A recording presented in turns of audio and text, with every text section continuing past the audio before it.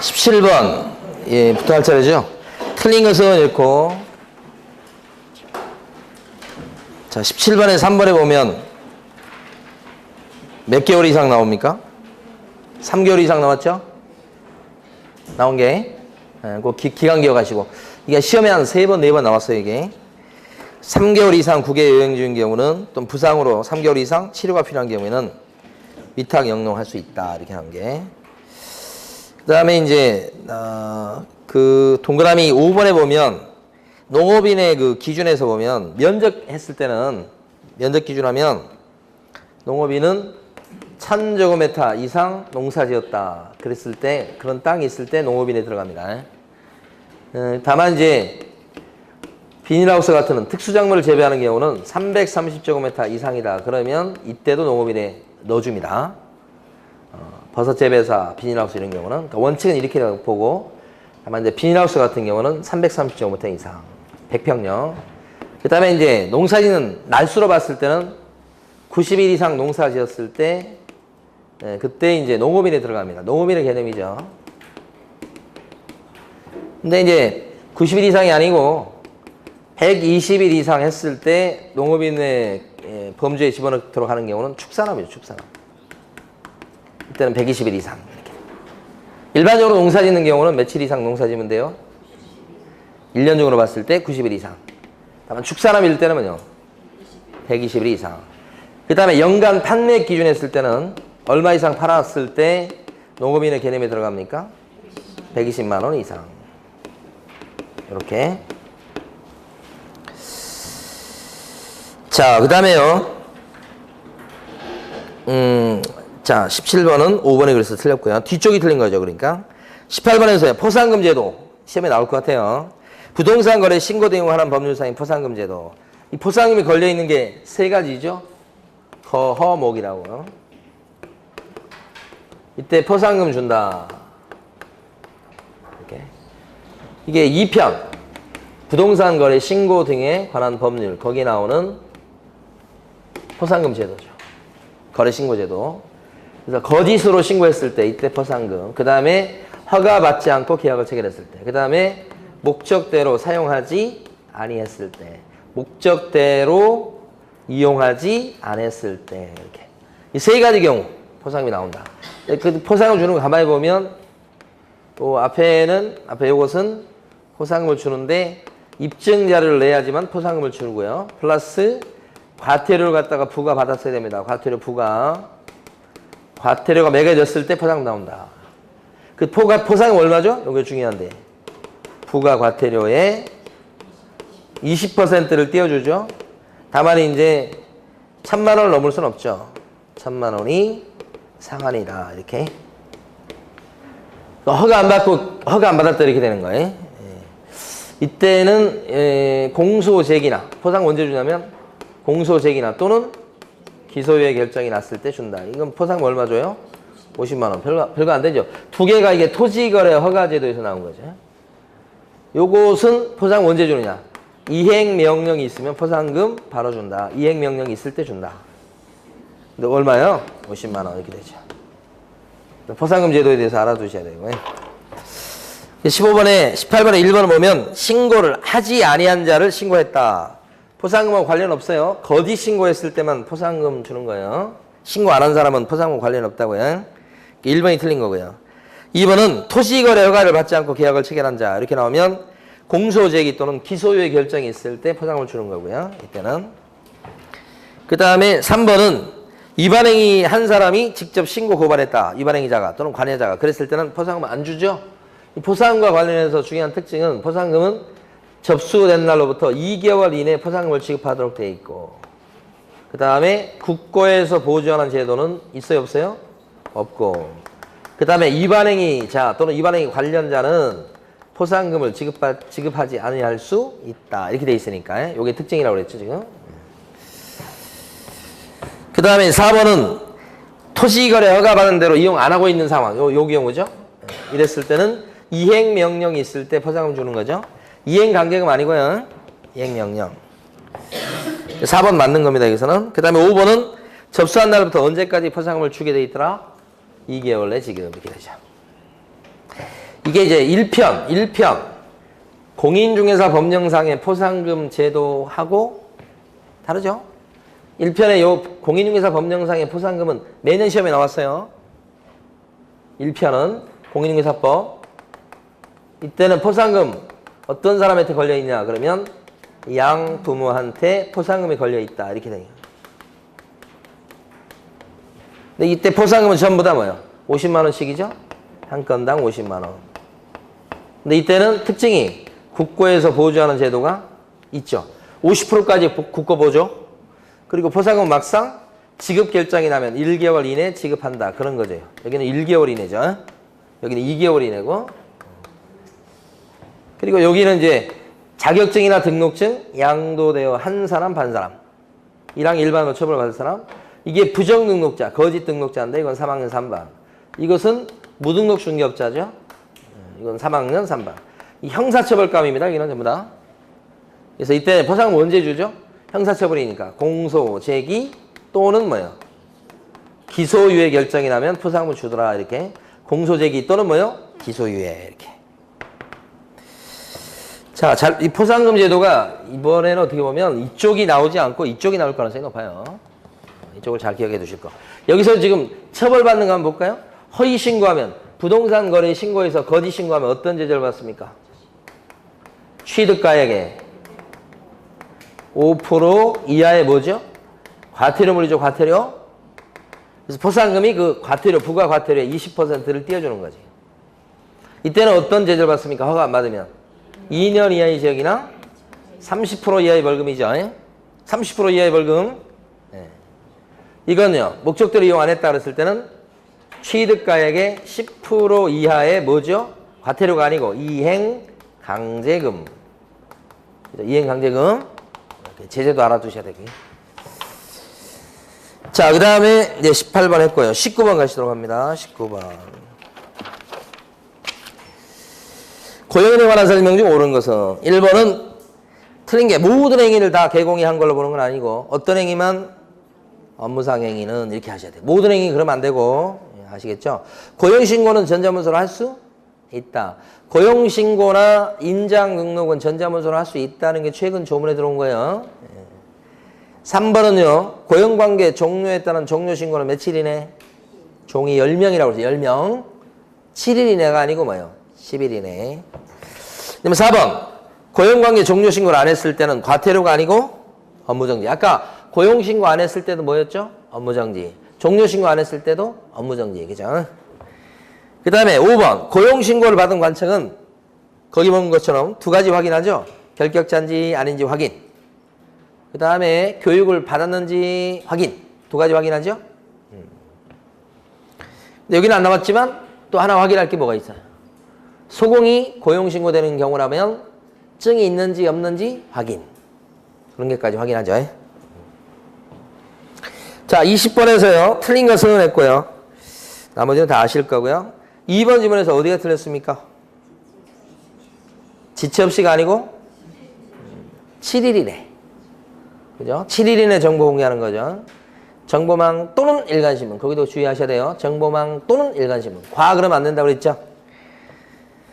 자, 그 다음에요. 21번 가시겠습니다. 틀린 것은 이렇게 했고요. 1번, 2번 지금 구별할게. 1번은 매신청 대리인으로 등록하고자 하는 개업공인에서는 중개사무소가 있는 것을 관할하는 지방법원장한테 매신청 대리인 등록해야 된다 그랬잖아요. 지방법원장한테 매신청 대리인 등록하는 거 맞고요. 등록은 매신청 대리인 등록은 지방법원장. 그런데 2번에 보면 그럴 때 받아야 되는 경매 실무 교육은 어디 가서 받느냐 이거지. 지방법원장이 지정하는 교육기관이 아니라 법원 행정처장이 지정하는 교육기관. 그래서 2번이 틀린 거죠. 자, 나머지는 넘어가도 되겠고. 22번은요. 공통되는 사항. 다시 한번 확인해 볼게요. 모든 확인 설명서에 공통지시사항이 있었죠. 공통지시사항 6가지. 전 세계인들의 공통 관심사는 예수의 취권 발표다. 이렇게 했었어요.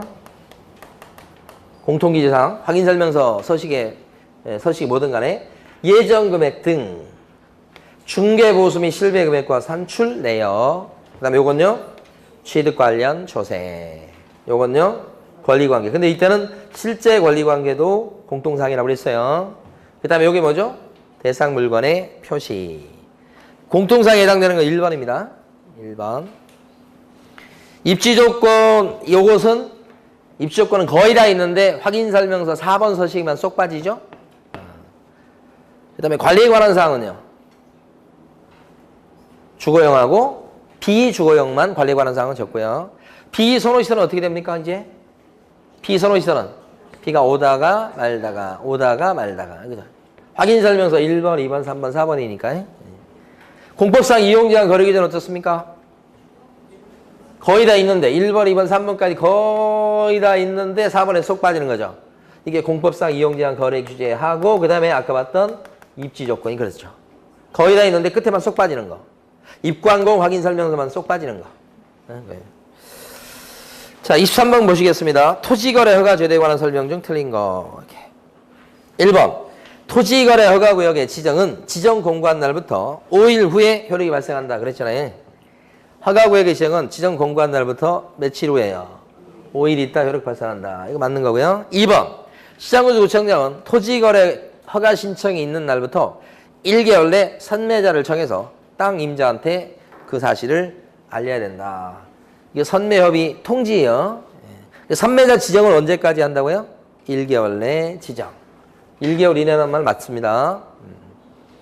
그 다음에 선매자의 매수 가격은 감정평가 금액을 기준으로 한다. 매수 가격은 감정가 기준 맞죠? 공시가 그러면 안 됩니다. 3번. 3번. 그 다음에 4번. 토지거래 허가 또는 불허가 처분에 이의가 있는 사람은 이의 신청을 할 수 있죠. 언제까지 이의 신청합니까? 1개월 내 이의 신청. 근데 30일 내에 이의 제기하는 게 하나 있죠. 뭐죠? 이행강제금에 대한 이의 제기는 30일 이내고 허가 또는 불허가 처분에 대한 이의 제기는요. 1개월 이내고 그렇습니다. 이행강제금 나면 30일. 이행강제금 나면 30일 생각하셔야 되고. 4번이 틀린 거죠? 그 다음에 5번. 시장군구청장은 이용 의무 기간이 지난 후에는 이렇게 해야 되겠어요. 후에는 이행강제금을 부과할 수 없다. 그러면 틀린 거죠. 맞죠. 이용 의무 기간이 지난 뒤에는 이행강제금을 더 이상 부과할 수 없다. 출제가 유력하다고 봅니다. 5번. 이용 의무 기간이 끝나버렸어요. 그때는 더 이상 이행강제금을 때리지 못해요. 5번 꼭 알아두시고요. 지난 후에는 이렇게 해야 되겠어요. 도가 아니고. 그럼 근데 틀리게 낼 때는 어떻게 내겠어요? 이용 의무 기간이 지난 후에도 이행강제금을 부과할 수 있다. 그러면 틀리겠죠? 맞게 나올 수도 있고 틀리게 나올 수 있는데 출제가 이 중에서는 제일 유력하다고 봐요. 5번 지문이. 그거 알아두셔야 됩니다. 이용 의무 기간이 최장 5년이죠? 그때 이용 의무 기간이 2년짜리도 있었고 4년짜리도 있고요. 이용 의무 기간이 5년짜리도 있고 그러죠. 2년짜리 어떤 거예요? 자기 살 집을 갖다가 지으려고 땅을 매입한 경우라든지 아니면 복지시설이나 편익시설을 설치하기 위해서 땅을 매입한 경우 아니면 농업, 임업, 축산업 이런 거 하겠다고 땅을 매입한 경우 그죠? 아니면 대토로 취득하는 경우 그때는 2년 이용 의무 기간이 4년인 경우는 어떤 경우죠? 사업시행이란 글자가 오면 4년 그 다음에 5년은요? 현상보존 목적일 때는 5년인데 나머지 기타도 전부 다 5년짜리죠? 이용 의무 기간이 지나버린 뒤에는 이행강제금을 부과할 수 있다고요? 없다고요? 없다는 거 꼭 알아두셔야 돼. 자, 24번 교육입니다. 틀린 것은 이렇게 했고요. 연수교육 내용 나오면 반드시 기억할 게 변경사항. 중간에 바뀐 거 가르쳐준다는 얘기입니다. 연수교육 내용은. 그 다음에요. 중개보조원이 될 적에 받는 교육이 무슨 교육이죠? 직무교육이죠. 그래서 고용신고를 하고자 하는 자는 시도지사 또는 등록관청이 실시하는 무슨 교육을 받아야 되겠다? 직무교육이죠. 요 직무교육을 2번 지문을 살짝 실무교육을 받는다 보면 틀려버려요. 그렇게 잘 냅니다. 실무교육, 직무교육 잘 구별하셔야 되고. 그 다음에 3번. 소속 공인인증서는 고용신고일 전 1년 내 누가 실시하는 실무교육을 받아야 되겠다? 시도지사. 그렇죠? 소공될 때 받는 교육은 실무교육, 중개보존 될 적에 받는 교육은 직무교육 구별하셔야 되고. 4번. 소속 공인인구사로서 고용관계가 종료 신고된 후 1년 내 개설 등록 신청하려는 자는 실무교육을 받지 않아도 된다 그랬어요. 신고 1년이 안 됐을 때는 아직 1년이 안 됐을 때는 실무교육은 면제죠. 면제. 네, 맞는 거고. 5번은 어디가 틀렸습니까? 2년마다 받는 것은 요건 연수교육인 거 맞아.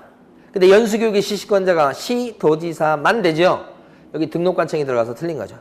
그러니까 문제지문에 나왔을 때 A 또는 B라는 지문이 나오면 두 개 다 맞는지 언제나 확인하는 습관을 들이셔야 돼. 등록관청 때문에 틀렸죠? 그거만 빠지면 맞습니다요. 자, 25번요. 틀린 것은 이렇게 했고요. 자, 요 25번과 관련해서요. 좀 우리가 암기한 내용이 있었죠. 그게 뭐냐면 네 가지인데 이거 있었죠. 효, 처, 일승 이거 하고 예. 그다음에 폐, 삼, 취 이거 하고 못한다는 얘기죠. 폐, 일, 업 이렇게 하고 삼합을 못 먹습니다. 이렇게 세 가지, 네 가지죠. 그러니까. 그러니까 1번 같은 경우는 폐업기간이 3년을 초과한 재등록 개업공인회사에 대해서는 폐업전 위반 행위를 사유로 해서 등록 취소를 할 수가 없다. 요거죠, 요거. 폐업기간이 3년 초과하면 등록 취소를 못한다. 요거. 이 등록 취소할 수 없다를 갖다가 자, 요거 알아두셔야 돼요. 행정처분을 할 수 없습니다. 그러면 이것도 맞는 말입니다. 폐업기간이 3년 초과했을 때는 행정처분 못해요. 그러면 이것도 뭐예요? 맞는 말. 왜냐면 등록 취소 못하고 업무정지도 못하고 그러니까 3년 지나면 업무정지 당연히 못하고 등록 취소까지 못하고 합치면 행정처분 못한다 이 말이에요. 그래서 이 말 대신 이렇게 나올 수 있어요. 조문에 따라서. 이것도 틀렸다고 하시면 안 됩니다. 폐업기간이 3년 초과했을 때는 행정처분 할 수 없다. 맞는 말이에요. 맞는 말이에요. 같은 뜻. 자, 그 다음에 근데 만약에 이렇게 나오면 어떻게 됩니까? 폐업기간이 1년을 초과하게 되면 행정처분 할 수 없다고 나오면 폐업기간이 1년 초과했을 때는 행정처분 할 수 없다고 나오면 틀린 겁니다. 업무정리는 못하지만 뭘 할 수 있죠? 등록 취소를 할 수 있잖아요. 그렇죠? 그러니까 이거 대신에 행정처분 할 수 없다 이 말 오면 틀려버리는 거예요. 자, 2번 지문요. 업무정리 처분의 효과는 나왔죠. 효과 나왔죠. 효과. 효과 나오면 너무 좋아요. 처분일로부터 1년간 승계. 그렇죠? 그러니까 여기는 처분일로부터 3년이 아니고 몇 년요? 1년. 그래서 2번이 틀린 거예요. 3번도 마찬가지. 효, 처, 일승. 과태료 처분의 효과는 처분일로부터 1년간 승계죠. 3번은 맞는 거죠. 효, 처, 일승이니까. 4번요. 자격정지 사유가 발생한 날부터 3년이 경과했을 때 시도지사는 자격정지를 명할 수 있다. 그래도. 그죠? 여기서 보면 이 합이 무슨 글자예요? 업이에요. 3년 지나버리면 업무정지를 더 이상 못 때린다는 거죠. 이게 무슨 제도죠? 이게? 시효제도. 3월 합을 못 먹습니다. 기억하시면서. 그러면 업무정지 빼고 자격정지라든지 등록 취소는 시효제도가 없다는 걸 생각하셔야 돼. 그러니까 자격정지 받을 짓하고 3년 지났어요. 그래도 시효제도가 없으니까 자격정지를 때릴 수 있다. 출제가 이렇게 한 거예요. 자격정지. 업무정지는요. 3년 지나버리면 업무정지를 때릴 수 없다. 자격정지는요. 3년 지나도 자격정지 때릴 수 있다. 예? 그 혼동하시면 안 되는 거예요. 그게. 출제를 예상해 봅니다. 4번. 그 다음에 폐업기간에 1년을 초과한 재등록 개업공인회사한테는 폐업전 위반 행위를 사유로 해서 업무정지 처분을 할 수가 없다. 이거잖아요. 폐일업이죠. 근데 아까 말씀드렸듯이 5번 지문을 폐업기간이 1년 초과했을 때 행정처분 할 수 없다. 그러면 맞아요? 틀려요? 틀렸다 하셔야 됩니다. 왜요? 업무정지 못 때리지만 뭘 할 수 있기 때문에 등록 취소할 수 있기 때문에. 자, 됩니다. 26번 협회에 관련된 설명으로 틀린 거 그랬고요. 1번이 틀렸습니다. 1번. 이거 지금 지문들이 다 중요한 지문들인데요. 1번에 어디가 틀렸습니까? 정관 만들 때는 300명 이상의 발기인이 참석해야 돼요. 그래서 협회 설립 절차 나올 때 언제나 기억할 게 정창인 등 이렇게 사람 이름처럼 정창인이라는 사람 등등등 이런 뜻이에요. 의미 자체는 암기할 때는. 근데 여기서는 이제 중요한 게 300, 600 이렇게 300명 이상, 600명 이상 이렇게. 근데 600명 이상 중에 뭐예요? 서울 출신은 100명 이상, 광역시 도 출신은요 20명 이상 이렇게 숫자 기억하셔야 되죠. 그러니까 1번, 2번은 600명 이상 발기인이 그러면 안 되고 얼마나요? 300명 이상. 창립총회 얘기가 나왔을 때가 뭐예요? 600명 이상. 요 바뀌면 안 돼요. 쉬운 거 같지만 나오면 어렵습니다, 이거. 그 다음에 2번은, 나머지 것들은 맞는데도 조심하셔야 돼요. 2번 지문에서는 협회는 정관으로 정하는 바에 따라 시도에다가 지부를, 시군구에다 지회를 둘 수 있다 이렇게 돼 있죠. 정관에 동그라미 해두셔야 돼요, 언제나. 자율성을 인정하는 차원에요. 정관으로 정하는 바에 따라 둘 수 있다. 그죠? 여기 같은 경우는 경기도지부, 광명시 지회. 그걸 언제나 생각하셔야 돼. 경기도지부, 광명시 지회. 경기도지부를 만들었을 때는 어디 가서 신고하죠? 경기도지사. 광명시 지회를 만들었을 때는 어디 가서 신고하죠? 광명시장. 이렇게. 근데 이렇게 만들어진 경기도지부나 광명시 지회는, 그죠? 경기도지부나 광명시 지회는 누가 감시하죠? 국장. 감시는 누가 하죠? 이렇게 만들어진 지부나 지회는, 경기도지부, 광명시 지회는 누가 감독해요? 국장이 감독합니다. 신고는 거기다 갖다 해도, 그런 거 구별하시고. 그 다음에요. 3번. 협회는 개업공인회사의 손해배상 책임을 보장 위한 공제사업을 하고자 했을 때는 공제 규정을 만들어서 국토교통부 장관의 뭐요? 승인을 얻어야 되겠다. 그랬죠? 공제사업을 하고자 했을 때는 국토교통부 장관의 승인을 얻으시오. 우리 이거 암기한 거 이거 있었는데 공책 승인. 너무 중요합니다. 승인. 자, 이때 승인 나오면 100% 누구의 승인이요? 국장의 승인. 어떤 경우의 승인이죠? 공제 규정을 만들거나 바꿀 때 승인. 또 어떤 경우의 승인이죠? 책임 준비금을 다른 용도로 전용할 때 승인. 이렇게 두 가지 기억하시면 돼요, 일단. 그런데 오늘 배운 내용 중에 뭐가 있었냐면 협회 회장이 외부 전문가 중에 일부를, 외부 전문가를 운영위원회 위원으로 임명 위촉할 때 협회 회장이 마음대로 그냥 자기 가까운 사람 임명 위촉하면 안 되기 때문에 그때 뭘 거치도록 하고 있죠? 국장의 승인. 그죠? 하여간 승인 나오면 100% 누구의 승인이요? 국장의 승인. 거기는 이 암기 방법에는 들어가 있지 않습니다, 그건. 근데 어쨌든 두 가지를 꼭 기억하셔야 됩니다. 공책 승인, 공책 승인. 이렇게. 자, 그 다음에요. 4번 질문. 자, 금융감독원의 원장은, 금융감독원장요. 국토교통부 장관의 요청이 있을 때는 공제사업에 대한 조사 또는 검사를 할 수 있다. 국장의 요청이 있어야 됩니다요. 그래서 4번은 맞는 건데요. 맞는 지문이에요. 다 중요한 지문들입니다. 하나같이. 그 다음에 5번.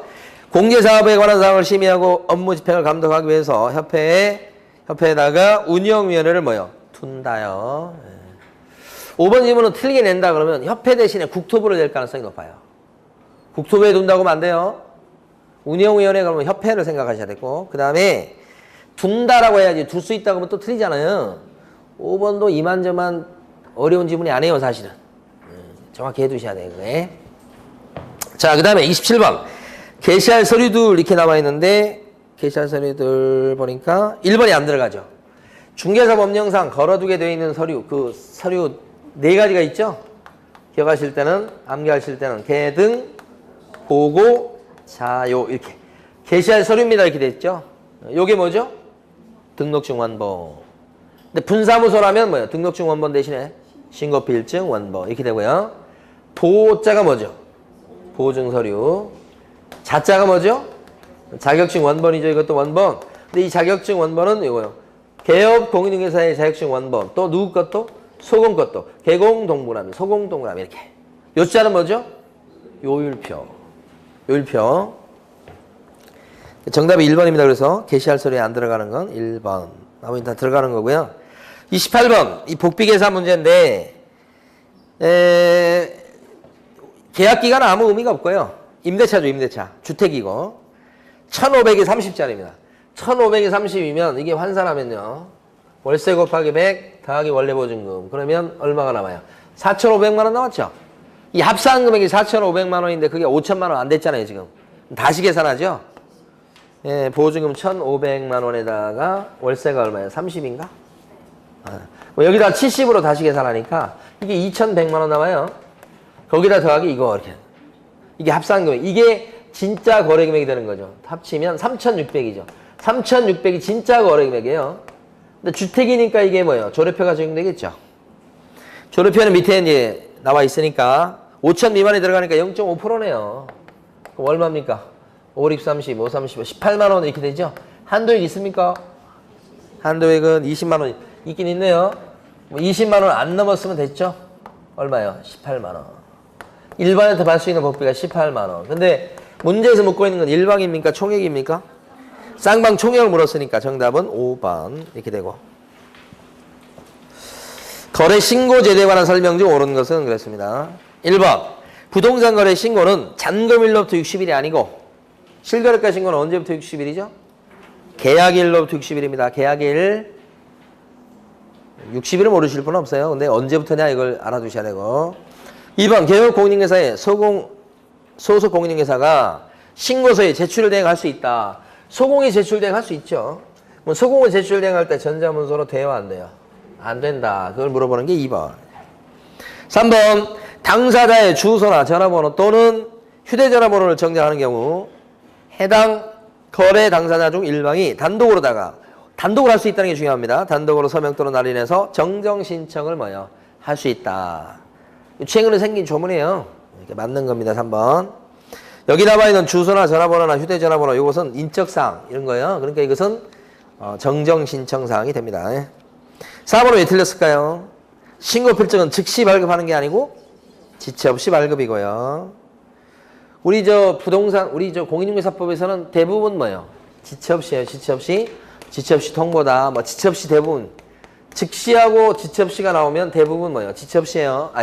그쵸? 지체 없이예요. 근데 즉시 이렇게 나오는 경우는 거의 한 가지 경우밖에 없어요. 기억나는 게 즉시 한다는 건 딱 하나밖에 없는데 이게 뭐냐면 재개 신고 시 등록증 반환. 등록증 돌려주는 거 있잖아요. 등록증을 어떻게 돌려주죠? 즉시 반환.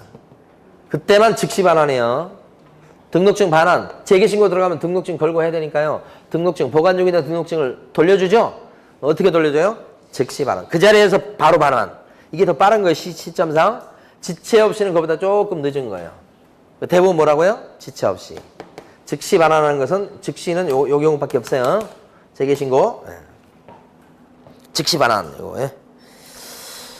자, 그 다음에 5번은 거기 적정성을 검증하는 사람 누구게요? 세무서장 아니고 국장도 아니고 세무서장도 아니고 적정성을 검증하는 사람은 누구요? 신고관청이지. 검증체계를 구축 운영하는 사람은 누구고요? 국장이. 구축 운영한다는 국장이고요. 그 다음에 적정성을 검증하는 사람은 신고관청. 30번요. 보수에 관한 설명 중 틀린 것은 이렇게 했어요. 다 맞는데 5번이 틀렸죠. 5번만 보겠습니다. 보수 지급 시기는 개업 공인중개사와 의뢰인 간의 약정에 따르는데 약정이 없을 때는 언제가 되죠? 중개보수 지급 시기니까 거래 대금의 지급이 완료된 날. 5번요. 5번 틀렸죠? 거래계약 체결이 완료된 날이 아니고 거래 대금의 지급이 완료된 날. 그죠? 5번 알아두셔야 돼요. 많이 맞추셨을 텐데. 근데 이제 매수 신청 대리인의 매수 신청 대리 보수에 대한 지급 시기는 약정이 없을 때 언제가 됩니까? 중개보수 말고 대리보수요. 입찰 대리보수. 지급 시기. 약정이 없으면 언제가 되죠? 대금 지급 기한일로 한다. 이렇게. 대금 지급 기한일이요. 여기. 최근에 조문에 들어온 거죠? 근데 맞게는 이미 나왔는데 틀리게 나온 걸 대비하셔야 돼. 예를 들어서 매각 결정기일로 한다. 그러면 이렇게 나올 가능성이 높아 보이는데 그러면 틀린 겁니다. 매각 결정기일이 아니고 뭐예요? 지급 기한일요. 대금 납부하는 기한일. 보통 한 달 정한다고 그랬죠. 기한일. 요게 맞는 말이고 매각 결정기일 그러면 틀리고 매각기일 요것도 틀리는 겁니다. 이걸로 나올 것 같아요. 이거. 결정기일로 한다. 그러면 틀린 겁니다. 지급 기한일입니다.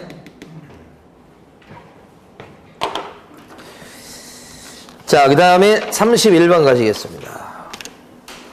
장사 등에 관한 법률 옳은 것은 그랬습니다.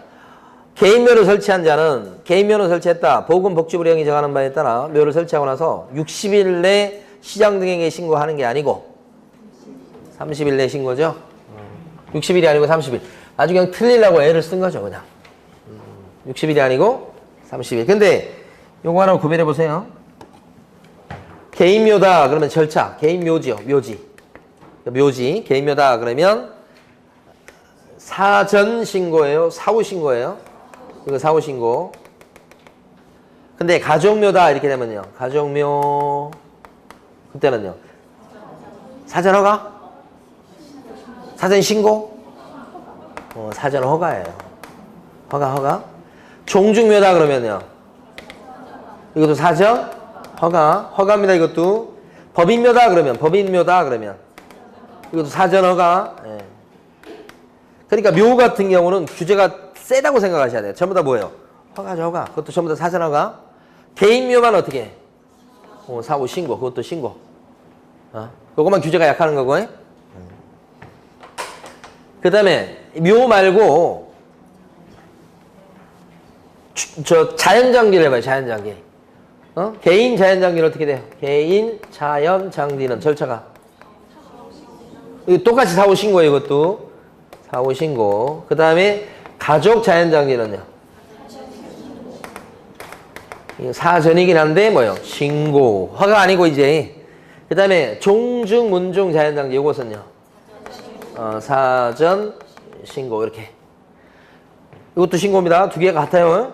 법인 등 자연장기는 사전 요것만 허가예요. 여기만 허가 이렇게 되죠. 여기는 여기 전부 다 허가인데 지금 여기는 요것만 허가.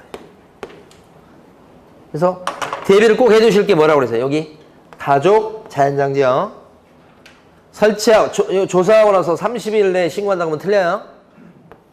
미리 하고자 하는 자가 미리 시장군수 구청장한테 신고하도록 돼 있어요. 미리 신고하는 겁니다. 이게 바뀐 부분이에요. 사후 신고에서 사전 신고로 바뀐 게 이 부분이니까 특히 이걸 대비하셔야 돼요. 그다음 2번 사설묘지에 설치된 분묘 설치 기간은 15년이 아니고 30년이라고 하셔야 돼요. 설치 기간 30년 이렇게 되는 거예요. 다만 연장을 통해서 30년의 연장을 더 할 수 있죠. 그렇게 되는 거지. 설치 기간 그렇다고 해서 60년 그러면 안 돼요. 30년. 그 다음에 3번 종중묘의 한 기당 설치 면적은 10제곱미터 한 기당 면적이니까요. 10제곱미터 이하죠. 여기 보면 전체 면적은 개인은 30 이하 이렇게 되는 거죠. 이하요. 전체 면적 요건 100이죠. 종중은요. 1000제곱미터 이하죠. 여기는요. 10만 제곱미터 오히려 이상이라고 그랬죠. 요거 조심하시고 이상. 근데 한 기당 면적은 어떻게 돼요? 한 기당 면적은 요것은 한 기당 면적이 똑같이 뭐예요? 30 이하 이렇게 돼요. 근데 여기는 한 기당 면적이 요 전부 다 한 기당 면적이 어떻게 해? 10 이하. 다만 합장하면 그때는요. 15제곱미터 이하 이렇게 되는 거고요. 이쪽은 면적이 어떻게 될까요? 개인 자연장 요것은 30제곱미터 미만이에요. 사실은 미만. 요것은 100제곱미터 여기도 미만이에요. 근데 이거 미만 이상 여기는 크게 신경 쓰실 거 없다고 그랬어요. 30 여기는 100 여기는 뭐요? 2000 여기는 또 이하예요. 이하. 여기는 4만 뭐 이하 5만 이상 뭐 그런 게 있어요. 요게 중요하죠. 요게 종중묘는요 전체 면적이 1000 이하. 종중 자연장기는 2000 이하. 차이 나는 거. 자, 그 다음에 4번 설치기한이 끝난 지금 3번이 정답이죠. 설치기한이 끝난 분묘 연구자는 설치기한이 끝난 날부터 2년 내에 해당 묘에 설치된 시설물을 철거해야 된다. 2년이 아니고 1년이고요. 5번 법인 등 자연장기를 조성하려는 자는 대통령령으로 정하는 바에 따라 관할 시장 등에게 신고해야 된다. 법인 등 자연장기는 신고가 아니고 뭐예요? 하고자 하는 자가 미리 허가받아야 됩니다. 허가. 신고 아니고 허가입니다. 자, 32번 옳은 것은 그랬고 1번 어디가 틀렸습니까? 소공 들어가면 안 돼. 개공 및 소공 아닌 자는 표시광고 해서는 안 된다. 표시광고 해서는 안 된다 이 말 나오면 개공 아닌 자는 이렇게 하셔야 돼. 소공이 들어가면 안 돼. 그럼 이게 뭐예요? 소공은 표시광고할 수 있다는 뜻이 돼버려요. 그래서 소공 때문에 틀린 거고요. 2번은 이전 사실을 신고했을 때 간판 철거는 언제까지 하죠? 철거. 지체 없이 철거입니다. 10일 이내 아니고 사무소 이전 신고가 10일 이내고 철거는 뭐예요? 지체 없이 철거. 3번 5개 광고물을 설치할 의무가 있어요? 없어요? 5개 광고물을 설치할 의무는 없어요. 5개 광고물 간판은 없어도 괜찮아요. 다만 5개 광고물을 설치했다면 그 5개 광고문에다가 성명은 표기해야 되지. 간판을 설치했다면 말이에요. 간판 설치 안 했어요. 그러면 그런 의무가 생기질 않죠. 간판을 설치할 의무가 있는 것은 아니다. 틀렸고. 그 다음에 분사무소에다가는 신고 필증 원본을 게시하는 거예요. 4번 같은 경우는 맞는데 만약에 이걸 틀게 낸다고 그러면 아마 등록증 원본이라고 될 거예요. 분사무소에다가 등록증 원본을 게시한다 그러면 틀리는 거예요. 분사무소는 무슨 원본이요? 신고 필증 원본. 그 다음에 5번. 간판 철거를 개혁 공인행사가 이행하지 않았을 때는 민사집행법에 따라 대집행할 수 있다. 그랬어요. 민사집행법이 아니고 행정대집행법요. 틀린 것은 그렇습니다. 1번. 외국인이 건물을 매입한 경우 외국인 특례에 따른 취득신고를 해야 된다. 기본적으로. 자, 여기에 대해서 이제 오늘 질문을 받았는데, 그죠? 이제 시험 막바지가 돼서 이제 수험생들이 하는 질문을 가만히 이렇게 받아보면 초창기 11월달, 1월달에 했던 질문하고는 현격하게 차이가 나요. 자, 무슨 얘기냐면 요거죠. 부동산 거래 신고 제도가 있습니다. 그 다음에 외국인 특례가 있습니다. 그죠? 그 다음에 토지 거래 허가 제도가 있죠? 여기. 세 가지가 있잖아요. 어느 때 부동산 거래 신고하느냐 그러면 토, 건, 공, 지 이렇게 있잖아요. 요 네 가지에 대해서 뭐 했을 때 거래 신고하는 겁니까? 매매 이렇게죠. 토, 건, 공지 네 가지에 대해서 매매했을 때 그때 부동산 실거래가 신고합니다. 계약일로부터 60일요. 이때는 언제 외국인 특례 적용을 받습니까? 그러면 이때요. 토, 건, 공지 이 네 가지에 대해서 뭐일 때요? 소유권 취득일 때 되죠. 이렇게. 근데 소유권 취득이다 그랬을 때 소유권 취득 원인이 가만히 보면 계약도 있고 계약 외의 원인도 있고 국적 변경도 있고 세 가지가 있죠. 그렇잖아요. 계약을 원인으로 취득했을 때는 60일 이내 취득 신고하는 거죠. 계약일로부터. 계약 외의 원인일 때는요. 6개월 내 취득 신고하는 거죠. 국적 변경도 6개월 이내 하는 거죠. 그 다음에 토지거래 허가는요. 토지에 대해서만 하는 겁니다. 토지에 대해서 여기는 소유권이랑 뭐까지 건드리냐면 지상권에 대한 설정 이전에 대한 유상 계약이라고 그래요. 소유권, 지상권 두 개에 대한 유상 뭐예요? 계약이에요. 이렇게. 이랬을 때 토지거래 허가를 받도록 돼 있다. 이건 외국인 특례 적용을 받게 되는 거다. 근데 이 토지라고 하는 것은 구체적으로 들어가면 이런 거죠. 이 토지라고 하는 것은 허가구역 내에 들어가는 땅이어야 되겠죠? 이 땅이. 그리고 이 땅덩어리는 기준 면적을 어떻게 해야 돼요? 초과해야 되죠? 허가구역 내에 들어가는 땅이면서 기준 면적을 넘어가는 그런 땅을 전제로 하는 거죠. 그에 대해서 이런 거 했을 때 사전에 허가 받는다. 이렇게 되는 거죠. 그럼 여기서 계약이라고 하는 건 어떤 게 있을 수 있어요? 대표적으로 매매부터 시작해서 그 다음에 교환, 승여, 공급계약 이런 거 있잖아요. 자, 이런 것들이 다 계약에 들어가는 겁니다. 그때 60일 내 취득신고. 그 다음에 6개월 내 하는 것은 상속이라든지 그런 거죠. 경매가 대표적이죠 또. 국적 변경 별거 아니고. 그 다음에 여기 지금 보면 부동산 거래 신고하는 거에도 보면 요 토, 건, 공지에 대해서 매매계약을 체결한 거 있잖아요. 그게 여기 일부 들어가 있잖아요, 이게. 근데 뭐가 있었어요, 우리가?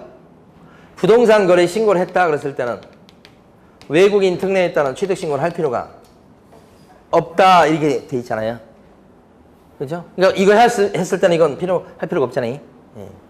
그러니까 실질적으로는 만약에 이런 매매계약이나 공급계약을 체결했다 그랬을 때는 뭘 해야 되고 매매계약이나 공급계약을 체결했을 때는 뭐 해야 되고 부동산 거래 신고해야 되고 그랬다면 외국인 특례에 따른 취득 신고는 별도로 할 필요가 없죠. 근데 이거 자체가 무조건 안 된다 이렇게 볼 수는 없고 조문상으로는 이렇게 제외된다고 되어 있는 것은 여기에 들어가기 때문에 빼놓은 거예요. 그러면 이제 여러분 생각할 때는 일단 이것도 원래는 다 외국인 특례에 따라서 신고하는데 이걸 해버리면 이거 할 필요가 없게 된다 이렇게 빼놓은 거지. 여기도 나온 게 있죠. 토지거래 허가를 받으면 외국인 특례에 따른 취득 허가는 필요가 없죠. 이것도 이거 아시죠? 여기 시험에 안 나왔는데 대비하셔야 돼. 토지거래가 받으면 외국인 특례에 따른 취득 허가는 필요가 없다. 이건 신고 대상인데 허가 대상 땅이 일부 있죠. 뭐 야생생물 특별보호구역이라든지 뭐 생태경관 보존지 그렇게 허가 대상 땅이 일부 있잖아요. 그때 만약에 토지거래 허가를 받아버리면 외국인 특례에 따른 취득 허가는 필요가 없다. 이렇게 돼 있다고요. 그러니까 이쪽 부분에 대해서 질문한 거예요. 이쪽 부분에 대해서 무조건 외국인 특례에 따른 적용이 없는 거 아니냐. 그렇죠? 무조건 없다기보다는 해석의 여지가 좀 있어요. 무조건 없다기보다는 이거 되니까 그럴 적에는 따로 할 필요 없다는 얘기지. 근데 이거 안 했을 때는 어떻게 해요? 그때는 이거 의무가 있는 거지. 그러니까 그렇다고 하면 이거 해버리면 사실은 실질적으로 이거 안 하고 넘어가는 수가 다 대부분이겠죠. 그래서 혹시 이제 문제 나왔을 때 외국인 특례의 경우 매매나 공급 계약 같은 경우는 제외된다 이런 표현이 나오면 그건 어떤 의미로 이해하셔야 된다고 여러분들이? 아, 부동산 거래 신고했을 때는 빠지는구나. 그런 의미로 이해를 해주셔야 돼. 무조건 처음부터 뺄 게 아니고 제외되는 경우가 나올 수 있죠. 어떤 경우? 이랬을 때. 이거 했을 때. 네? 자, 1번은 건물을 매입했다 그랬을 때도 원래는 취득신고 해야 되는데 마찬가지 똑같은 논리예요. 이거 했을 때는 필요가 없겠고 그건 이제 숨어 있는 겁니다. 2번에 보면 신고 관청은 신고 및 허가 내용을 매 분기 종료일로부터 1개월 내 시도지사에게 제출해야 되겠다. 그랬어요. 맞죠? 1개월 내 시도지사한테 제출. 요 2번 지문을 좀 조심할 게 매월 1회라고 하면 안 돼요. 외국인 특례는 요건 어떻게 돼요? 부동산 거래 신고는 이쪽은 매월 1회라고 써도 맞아요. 매월 1회 이게 나오는데 여기는 뭐요? 1개월 이내요. 분기가 종료한 때부터 언제까지요? 1개월 이내 이렇게 해야 돼요. 자, 그 다음에 3번 야생생물 특별보호구역이다. 허가 대상 땅이죠. 허가 없이 계약을 체결하면 그때는 어떻게 해요? 계약은 효력이 없죠. 그 다음에 외국인이 주택법에 따라 공급계약을 체결했을 때도 계약일로부터 60일 내 외국인 특례에 따른 취득신고를 해야 된다. 마찬가지요. 마찬가지. 이때 원래 외국 공급계약 체결했을 때도 외국인 특례에 따른 취득신고를 해야 되는 거죠. 원칙적으로 그렇게. 근데 어떻게 했을 때는 부동산 거래 신고했을 때는 예외적으로 이거 할 필요 없죠. 그래서 그럴 경우는 제외된다고 할 수도 있다는 거예요. 근데 4번 질문은 여기서 일단 맞다고 해주셔야 되고 5번 외국인 등이 교환계약으로 부동산 등의 소유권을 취득하는 경우에는 신고 완청에 취득신고를 하지 않아도 된다. 이렇게. 교환계약을 체결했을 때 부동산 등의 소유권을 취득한 경우에는 신고 완청에 취득신고를 하지 않아도 해야 되지. 교환계약은 여기 분명히 들어가는 거니까 교환청에 이런 것은. 그래서 5번이 틀린 게 되겠고요. 34번 옳은 것은 자, 1번 개업공인중개사가 부동산 거래 신고 필증을 교부받은 때에는 매수인은 부동산 등기 특별조치법에 따른 계약서에 검인을 받아야 된다 그랬잖아요. 검인을 받아야 된다 그랬는데 검인 받을 필요 없죠? 이거잖아요. 부동산 거래 신고했다 그러면 검인 받은 걸로 어떻게 돼요? 의제. 다 했습니다. 부동산 거래 신고했다 그랬을 때는 검인 받은 것으로 의제. 부동산 거래 신고했다 그랬을 때 외국인 특례에 따른 취득신고를 할 필요가 없고 근데 부동산 거래 신고했다고 하더라도 토지 거래 허가는 받아야 되고 자 부동산 거래 신고했다 그랬을 때 농취증은요 받아야 되고 별개란 얘기죠. 자 토지 거래 허가죠. 이건 부동산 거래 신고 제도 위주로 정리해 본 거예요. 토지 거래 허가 받았다 그러면 그때는 검인 받은 것으로 뭐예요? 의제. 토지거래 허가 받았다 그랬을 때는요 농취증 받은 걸로 의제. 이거 시험에 잘 나오죠. 토지거래 허가 받았다 그랬을 때 외국인 아까 했던 거 외국인 특례에 따른 취득 허가는 필요가 없다. 근데 토지거래 허가를 받았다고 해도 부동산 실거래가 신고는 하기는 해야 된다. 이건 별개란 얘기죠. 그러니까 2번 보면 부동산 거래 신고 등에 관한 법률에 따라 토지거래 허가를 받았다면 부동산 거래 신고 등에 관한 법률에 따른 부동산 거래 신고는 하지 않아도 된다. 틀렸죠, 2번? 부동산 거래 신고는 해야 되는 거 요거. 3번. 농지법에 따른 농지취득 자격증명을 받았다고 하더라도 부동산 거래 신고 등에 관한 법률에 따른 부동산 거래 신고를 해야 되겠다 그랬어요. 별개라고 그랬죠, 지금? 요거네, 요거. 별개죠? 정답이요, 요게. 그 다음에 4번. 외국인 등의 부동산 등 취득 특례에 따라서 부동산 취득 신고를 했다면 부동산 거래 신고 등에 관한 법률에 따른 부동산 거래 신고를 하지 않아도 된다. 이거잖아요. 이거 하면 이거 필요 없다는 얘기예요. 이거 하면 이거 필요 없다는 얘기다. 거꾸로죠? 이거 하면 이거 필요 없다. 이렇게. 5번 부동산 거래 신고 등에 관한 법률에 따라 부동산 거래 신고를 한 경우에도 했죠? 그러니까 매매 계약이나 공급 계약을 체결했을 때 그때 부동산 거래 신고를 한 경우에도 외국인 등의 부동산 등 취득 등에 따른 취득 신고는 해야 된다? 할 필요 없죠. 그래서 이 관계를 물어보고 있습니다. 자, 그 다음에 35번요. 옳은 것은 그랬습니다. 건폐율에 상한, 용적률에 상한 뭘 가지고 기재하죠? 뭘 가지고? 시, 군 조례. 도조례 그러면 안 돼. 시도조례가 아니고 시, 군 조례. 2번 위반 건축물인지 여부는 등기사항 증명서를 확인하여 기재한다. 틀렸죠? 건축물 대장이요. 건축물 대장. 3번 비소유시설은 매도 또는 임대 의뢰인에게 자료를 뭐요? 요구해서 확인한 사항을 요구합니까 이거? 비소유시설은 기본 확인사항입니까? 세부 확인사항입니까? 기본이니까 요구 나오면 안 됩니다. 임대차 계약의 경우 개별 공시가 및 건물의 공시가격의 기재를 생략할 수 있다. 임대차라면 안 적을 수도 있다는 얘기니까 요거 맞네. 5번 질문요. 내 외부 시설물 상태란 중에 보면 소방란이 있어요. 소방. 이게 주거용 건축물이다. 지금 전제가 35번 문제. 주거용 건축물이다 할 땐 거기다가 비상벨이나 소화전은 지금 안 적고 대신 뭘 적죠? 단도 경보형 감지기를 적습니다.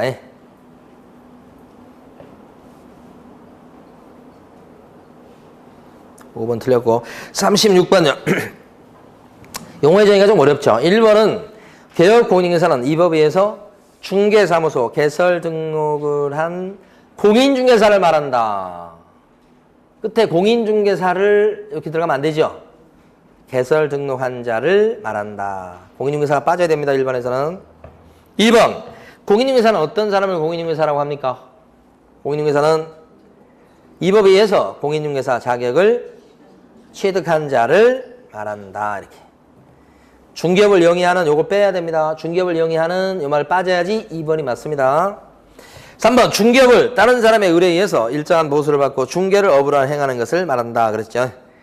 의뢰를 받고 일정한 보수를 받고 중개하는 걸 이거 중개업 맞잖아요. 3번이 정답이고. 4번 소속 공인중개사는 개업 공인중개사에 소속된 공인중개사로서 중개 업무를 수행하거나 그 다음에 개업 공인중개사의 중개 업무를 보조하는 자를 말한다. 그랬죠. 제가 읽은 거에서는 틀린 게 없어요. 중개 업무를 수행하거나 중개 업무를 보조하는 자를 말한다. 근데 가로 안에 보면 개업 공인중개사인 법인의 사원 또는 임원으로서 공인중개사 자격증을 갖고 있는 사람을 어떻게 해요? 포함한다 하죠. 임원 사원 중에 자격증 갖고 있는 사람도 소공에 들어간다. 이 뜻이니까 제외한다가 틀린 거죠. 그 다음에 5번 보조원은 공인중개사가 아닌 자로서 여기까지 맞아요. 개업 공인중개사에 소속되어서 여기까지도 맞아요. 근데 그 다음에 중개 업무를 수행하거나 여기 들어가면 틀리죠. 중개 업무를 수행할 수 없으니까 그냥 단순히 뭐예요? 보조활동, 보조 업무만 하는 사람을 얘기하죠. 그래서 5번도 틀렸죠. 38번 보시겠습니다. 아까 했잖아요. 38번 틀린 것은 이렇게 되고요. 1번 부동산 거래 신고서의 작성 방법입니다. 1번 이 작성 방법이 시험에 잘 나옵니다. 시험에 거래 대상의 종류가 공급 계약 또는 전매인 경우 자 물건별 거래 가격과 총 실제 거래 가격란을 적을 때는 부가세 포함이요 제외요. 토건 공지 있었잖아요. 부동산 거래 신고할 때 아까 토건 공지에 대해서 매매할 때 부동산 거래 신고한다고 그랬죠. 근데 토건 공지다 그랬을 때 또 삼각형으로 기억하시라고 그랬어요. 토건은 뭐예요? 토지하고 건축물은 부가세 제외. 밑에요. 밑에 공급계약과 지위가 전매죠. 공지 요것은 뭐예요? 부가세 포함. 금액 적어줄 때 밑에는 포함. 이거는 많이 먹어서 뚱뚱하다고 그랬죠. 포함. 부가세 포함. 여기는 부가세 뭐예요? 제외. 삼각형으로 이해하셔야 돼. 자꾸 혼동됩니다고. 자 포함이라고 했으니까 맞고요. 2번은 외국인일 때는 당사자의 국적을 반드시 적고 무엇까지 적어야 됩니까? 매수용도. 그죠? 외국 사람일 때 3번이 출제될 것 같아요. 자, 물건별 거래 가격란을 적을 때는 물건별입니다. 둘 이상의 부동산을 함께 거래할 경우도 있을 텐데 그때는 각각의 부동산별 거래 금액을 적습니다. 그냥 물건별이니까 합계 금액 나오면 안 되죠. 그래서 3번 틀린 거예요. 4번 종전 부동산란은 입주권 매매의 경우만 작성하고 이거 꼭 기억하셔야 됩니다. 종전 부동산 나오면 빌라를 생각하셔야 돼. 아파트로 바뀌기 전 재개발 지역에 빌라요. 그때는 입주권, 요게 조합원 입주권이에요. 조합원 입주권 매매의 경우에만 적어주는데 거래 금액란에 적을 거 대표적인 거 두 가지 꼭 기억하셔야 돼요. 추가 지불액하고 추가 분담금, 또 하나는 뭐예요? 권리 가격을 기재해준다. 그죠? 그 다음에 5번 최초의 공급 계약 또는 전매의 경우에는 여기 때 적어줄 때는 세 가지가 나와야 됩니다. 공급가에 또요 옵션 비용, 또 하나는 추가 지불액. 이렇게 4번과 5번을 혼동하시면 안 돼요. 많이 익혀주셔야 됩니다. 자, 그 다음에 39번입니다. 틀린 것은 여기서 이제 두 가지만 설명드리도록 할 겁니다. 작은 것보다는 3번과 4번요. 3번에 보시면 판례입니다. 공제사고가 발생한 것인지가 객관적으로 분명하지 않았을 때는 공제금 청구권자는 공제사고 발생을 알았거나 또는 알 수 있었던 때부터 공제금 청구권의 소멸시효 기간이 진행된다. 이게요 판례인데 왜 이런 얘기가 나오는가. 여기까지 낼지는 잘 모르겠어요. 사실은 조금 세부적 내용인데 여기가 이제 개업 공인인계사입니다. 이제 사고를 쳤어요. 거래 당사자 이렇게. 거래 당사자가 재산상손을 입었습니다. 사고 친 거예요. 사고 쳤다. 이렇게. 자, 근데 개업 공인인계사는 업무 개시 전까지 사고 냈을 때를 대비해서 보증 설정하도록 돼 있죠. 보증기관을 만들어 놓고서 이제 영업을 개시하다가 사고를 친 거예요, 진짜. 그러면 당사자는요, 개업 공인인계사한테 물어달라고 청구할 수 있죠. 이 손해배상 청구예요. 손해배상 청구는 언제까지 합니까? 이거 시효가 있을 거 아니에요. 언제까지 하죠? 손해 및 가해자를 안 날로부터는요 3년 내에 청구해야 되죠. 그러니까 발생한 날로부터는요 10년 내 배상 청구해야 되죠. 3년 10년 얘기하잖아요. 손해 및 가해자를 알았을 때는 뭐요? 3년 내에 청구해야지. 3년 지나버리면 청구 못한다는 거 손해배상 청구예요. 그리고 발생한 날로부터 10년 지나면 더 이상 청구 못하게 되죠. 이제 완전히 3년 10년 얘기 하잖아요. 요 얘기가 아니고 여기서 손해배상 청구해서 그 다음에 판결 같은 걸 얻거나 뭐 이렇게 하겠죠. 조서 같은 걸 얻거나 뭐 이렇게 되겠죠. 주로 판결 얻겠죠. 그 판결 얻은 것 갖고 보증기관에 가서 지급 청구하게 되죠. 이때 지급 청구할 때는 빈손으로 가면 안 되고 판결문사본, 합의서, 조서 이거 들고 간다고 그랬죠. 이 지급 청구에 시효가 또 있어요. 쉽게 얘기하면 보험금 탄핵는 시효가 있다고. 그 보험금 탄핵의 시효가 요게 옛날 2년이었다가 옛날 상법에 나와요. 그게 2년이었다가 3년으로 바뀌었어요. 이렇게. 그럼 3년 지나버리면 이 보험회사에서는 3년 지나버리면 보험금 줘요, 안 줘요? 안 준다는 얘기예요. 그러니까 손해배상 청구의 소멸시효 기간이 3년 여기에 있고 보험금 탄핵는 시효가 또 3년이 있어요. 이게 2년이었는데 이게 너무 짧다고 그래서 상법을 개정해서 3년으로 늘린 거예요. 그러면 이제 3년 내 청구 들어가면 여기는 일단 지급하겠죠, 이렇게? 그리고 이제 구상권 뭐 이런 얘기 나오는데, 자, 요거 얘기입니다, 여기. 근데 이 3년을 갖다가 어떻게 해석하냐면 상법 규정은 사고가 발생한 날부터 3년입니다. 응? 사고 터질 때부터 3년이에요. 그러다 보면 이 사람 입장에서는 자기가 사고 당한지도 모르고 지나갈 수 있잖아. 그럼 3년 내 청구해야 될 건데 자기는 사고 당한지도 모르고 한참 있다가 나중에 알아가지고 막 급히 이거 해가지고 딱 가서 봤더니 4년 됐어. 그럼 여기서는 돈 안 준다고 그러잖아. 이제 못 받잖아. 억울하잖아. 그래서 판례는 이런 억울한 사람이 없애기 위해서 어떻게 하는 거냐면 이 3년이라고 하는 것은 원래 사고 터질 때부터 3년인 건 맞다. 그런데 사고 발생 사실을 모를 수 있지 않냐. 그죠? 그랬을 때는 사고가 발생한 날부터 3년 그렇게 따지지 말고 지금 나온 대로 사고 발생 사실을 이 사람이 뭐요? 알았거나, 그죠? 알지는 못했지만 알 수 있었던 그 시점부터 3년을 치자 이 말이야. 근데 이런 것은 우리 법에서는 다 똑같아요, 이게. 여러분 지금 처음 들어보는 말처럼 느껴지지만 법에서는 똑같은 원리로 적용합니다. 알았거나 뭐요? 그 말 엄청 많이 쓰잖아. 알았거나 알 수 있었던 때부터 3년을 친다 이 말이에요. 그렇게 생각하면 3번은 아무것도 아니에요, 이게. 이해되시죠? 그 다음에 4번은 경매대상 부동산에 대한 권리분석 및 취득의 알선을 위한 행위는 개업 공인인증사에 이거 판례거든요. 손해배상 책임에 관한 중개사법 제30조 1항의 중개행위에 해당합니다. 배상 책임을 져야 될 중개행위에는 경매 알선행위가 들어가요. 판례니까 그대로 알아두셔야 돼. 근데 사실은 용어의 정의상 경매 알선행위는 중개예요, 아니에요? 용어의 정의상. 경매 알선행위는 용어의 정의상 중개가 아니죠. 왜요? 경매는 계약서 안 쓰니까. 용어의 정의하고 말이에요. 30조 손해배상 책임에서 얘기할 때 중개행위하고는 구별된다는 거예요. 그래서 30조 손해배상 책임 얘기할 때는 경매 알선행위도 어디에 들어가요? 중개행위에 들어가. 용어의 정의에서는 경매 알선행위는 중개가 아니고지. 계약서 안 쓰니까. 여기는 지금 용어의 정의가 아닙니다. 어려워요? 용어의 정의가 아니고 뭐예요? 30조. 손해배상 책임 얘기할 때 그 중개행위, 중개행위 책임, 손해배상 책임지는 중개행위 책임 거기에는 경매 알선행위도 들어간다. 빨리 알아두셔야 돼. 아직 나온 적이 없어요. 자, 마지막은 40번 문제입니다. 틀린 것은 이렇게 했고요. 설명드릴 내용이 없어요. 거기 지금 3번이 틀렸어요. 왜 틀렸죠? 그렇죠. 법인인 개업 공인인증사의 분사무소는 모든 시군구에 설치할 수 있대. 모든 시군구가 틀렸죠. 왜요? 주된 사무소 소재지는 제외시켜야 되니까. 모든 시군구에 분사무소를 설치할 수 있다는 건 거짓말.